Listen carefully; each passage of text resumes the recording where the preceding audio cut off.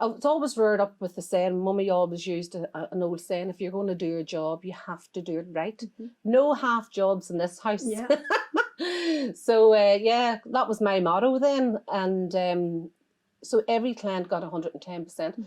Through a default of my own, I ended up running behind in appointments and stuff, and sometimes that wasn't too nice. You're on the receiving end of keeping people late. Yeah. But once I got into the chair and they realised the benefit or the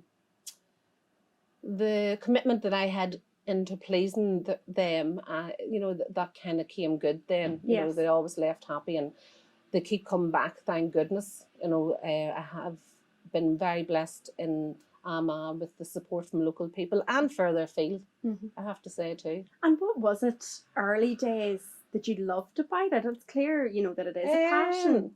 Is it the ability to be creative? Using your hands.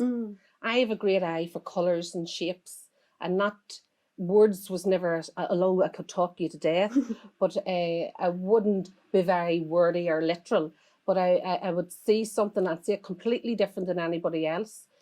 So working with my hands was, you know, really get me excited to get my hands into somebody's hair and change their hair and work around their face. And oh my goodness, there's no feeling like it when it just flows. The whole thing just goes together. Rather than pinning it up in sections and, you know, been very structured. I prefer the free hand cutting. Can't do that now. At the early days, I wasn't trained that way. It was by the eye. But so you would have been trained in initially when you were starting to cut hair, was sectioning and taking it all quite bit by bit, was it? You were trained very briefly in the tack because you tend to do modules. Yes. You know, hair cutting, colouring, permanent and stuff like that. So you got a wee brief overview on the basic guidelines of cutting, but it wouldn't have been enough to actually come out saying that I'm qualified.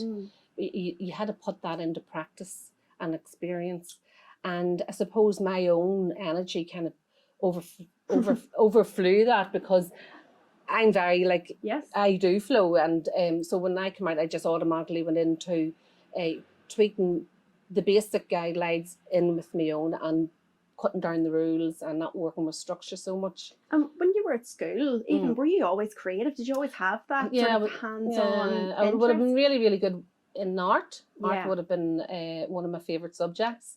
And you know, even in my books, you know, everything was bordered off with red and blue lines across the top and fancy curly letters. And I suppose there was a bit of that going on in school as well. Was there anybody in your family that was in? Yeah, hairdressing. My aunt Kathleen was a hairdresser. That would have been my father's twin sister.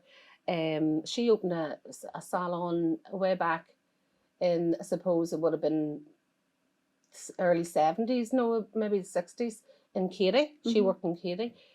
But then when she had her kids,